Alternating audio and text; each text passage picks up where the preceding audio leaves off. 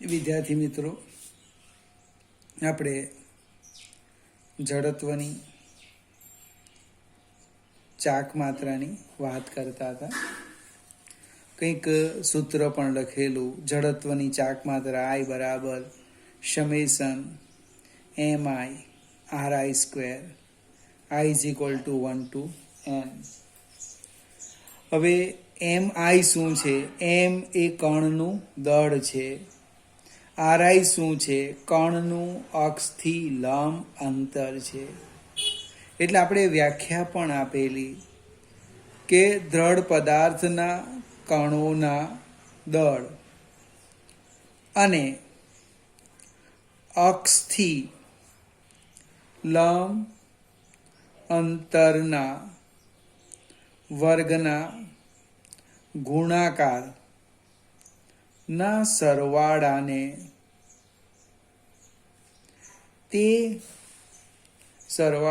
તે અક્ષને અનુલક્ષીને તે પદાર્થની જડત્વની ચાક માત્રા કહે છે.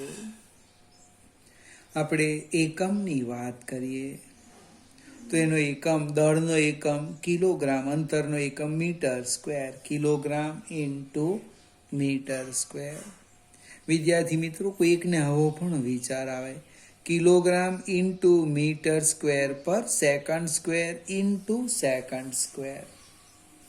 તો આ kilogram into metre square per second square એ જૂલ થાય, એટલે જૂલ ઇન્ટુ સેકન્ડ સ્ક્વેર. ફરીથી, કોણીય વેગમાનનો એકમ છે જૂલ ઇન્ટુ સેકન્ડ, બને તેમ જડત્વની ચાક માત્રાનો એકમ જૂલ ઇન્ટુ સેકન્ડ સ્ક્વેર. બને સરખું જેવું જ લાગે, ભૂલી પણ જવાય, કદાચ ઓબ્જેક્ટિવમાં પૂછી શકાય. હવે જડત્વની ચાક માત્રા એમાં લખ્યું mr સ્ક્વેર. r એ સ્થાન સદિશ, પરંતુ વર્ગ હોવાથી એ અદિશ બને, એટલે જડત્વની ચાક માત્રા એ અદિશ ભૌતિક રાશિ. જડત્વની ચાક માત્રા એ કેવી? અદિશ ભૌતિક રાશિ છે. હવે રેખીય ગતિના જે સમીકરણો છે, આ એક બાજુ આપણે રેખીય ગતિ લખીએ અને આ બાજુ ચાક ગતિ લખીએ. તો રેખીય ગતિનું સમીકરણ P બરાબર mv એ આ બાજુ સમીકરણ આવશે, જે હજુ આપણે ચર્ચા કરી નથી, ડાયરેક્ટ લખવાના. L is equal to I omega. આ બાજુ લખવાના F બરાબર ma, અહીંયા લખવાના ટાઉ બરાબર I આલ્ફા. રેખીય ગતિનું આ સમીકરણ હજુ આપણે લગભગ સાબિત કર્યું, આવી ગયું છે, કદાચ આવી ગયું છે. રેખીય ગતિનું સમીકરણ P બરાબર mv એ આ કોણીય વેગમાન L બરાબર I ઓમેગા જેવું. F બરાબર ma, toe is equal to I alpha પ્રકારનું છે. આ સામ્યતા પરથી એમ કે આપણે કહી શકીએ કે રેખીય ગતિમાં જે ભાગ દળ ભજવે તેવો જ ભાગ ચાક ગતિમાં કોણ ભજવે? જડત્વની ચાક માત્રા. જેમ બળને સમતુલ્ય, જો સમજવા પ્રયત્ન કરો, બળને સમતુલ્ય કોણ આવ્યું? ટોર્ક. બને ત્યાર પછી રેખીય વેગમાન, તો અહીંયા લખ્યું કોણીય વેગમાન. લખવાના દળ, તો અહીંયા લખવાના જડત્વની ચાક માત્રા. બને એટલે જેમ જેમ સમય થાય, રેખીય સ્થાનાંતર, કોણીય સ્થાનાંતર, બને ડી લખતા હતા અહીંયા થીટા, કોણીય વેગ, રેખીય વેગ v, કોણીય વેગ ઓમેગા, પ્રવેગ a અહીંયા આલ્ફા. આવી સરખામણી કરવાથી શું થાય? वो खूब सरलताथी આપણે સમીકરણ લખી શકીએ. પારિમાણિક સૂત્ર પૂછી કાઢે જડત્વની ચાક માત્રાનું તો લખી દેવાનું. કયું લખવાના? હું આશા રાખું તમે જાતે જ લખશો. અને mr², એમ દળ, માસ 1, અંતર 2, 0. હવે એક નાની સરખી થિયરી આપી છે. થિયરી નહીં કે માત્ર સમજૂતી છે કે પાતળી રિંગના કેન્દ્રમાંથી પસાર થતી અને તેના સમતલને લંબ અક્ષને અનુલક્ષીને જડત્વની ચાક માત્રા શોધો. ફરીથી અને પાતળી રિંગના કેન્દ્રમાંથી પસાર થતી અને રિંગના સમતલને લંબ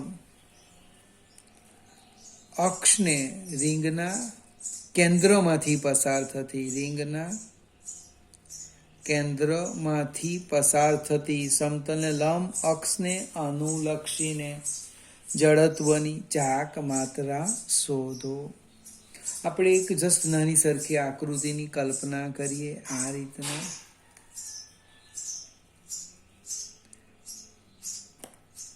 આ એક રિંગ લીધી, આ એની ત્રિજ્યા આપણે R લઈ લઈએ. આ જે રિંગ છે એ રિંગનું દળ બને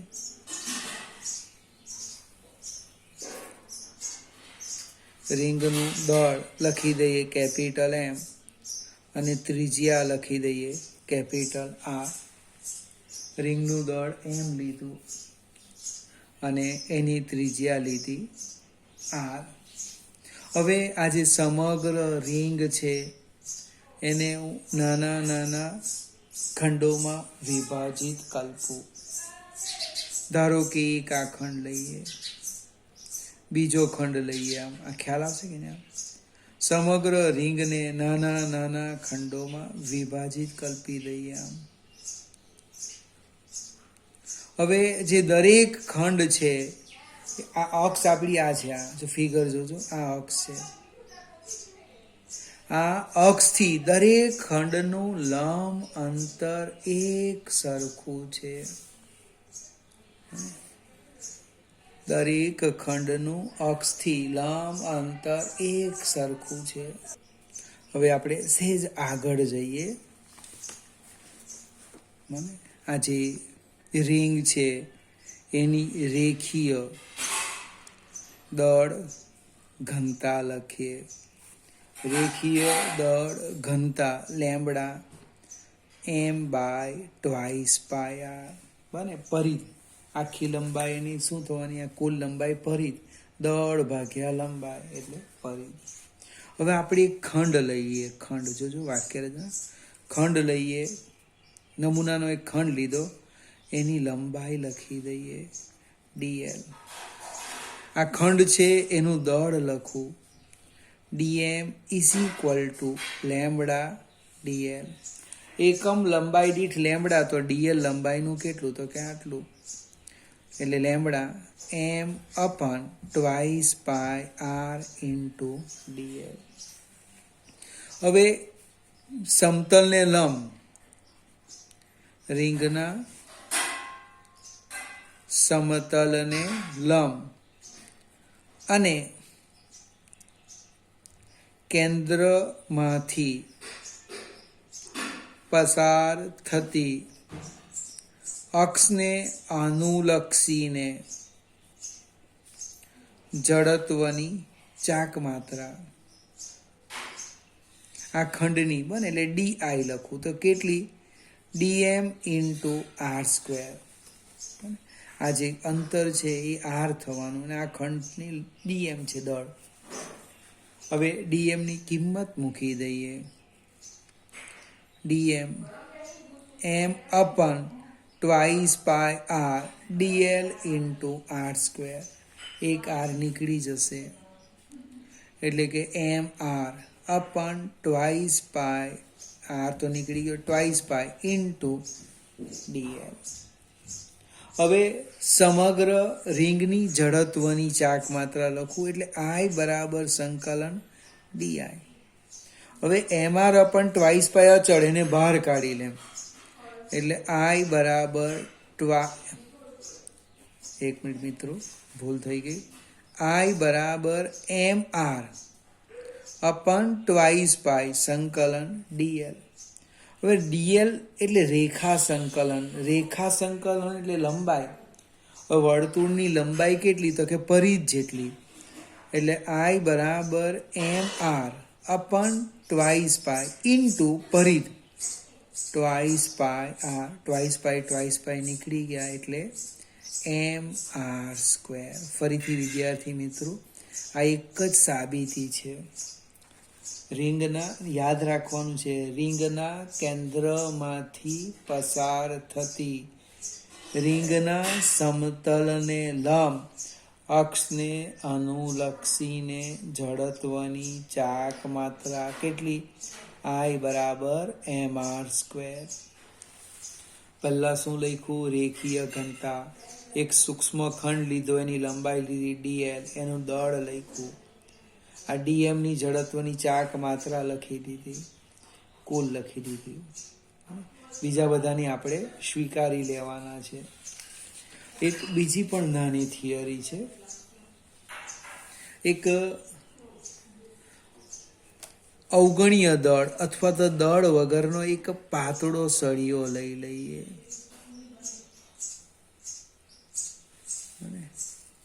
આજે એક આકૃતિમાં બતાવ્યું છે. આ એ દળ રહિત એક કેપિટલ L લંબાઈનો પાતળો સળિયો છે. હવે એનું જે દ્રવ્યમાન કેન્દ્ર છે 61 મધ્યમાં છે C. એનો અર્થ આ જે લંબાઈ થશે એ L/2 થશે, આ લંબાઈ થશે L/2.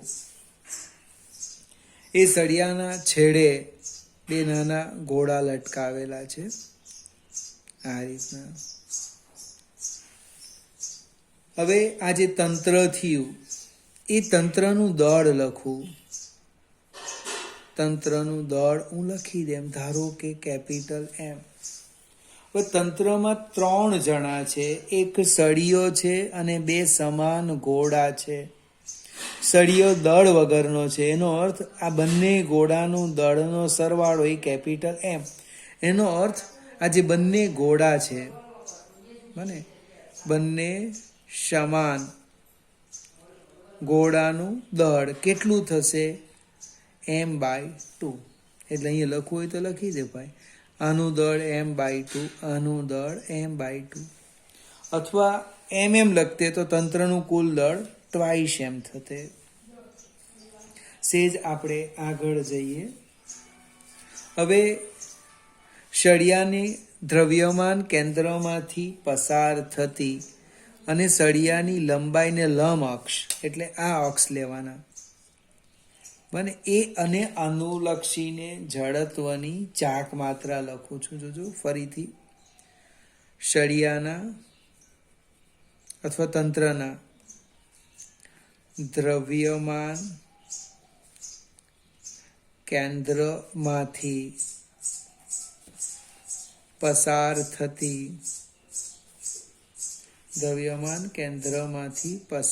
થતી સળિયાને લંબ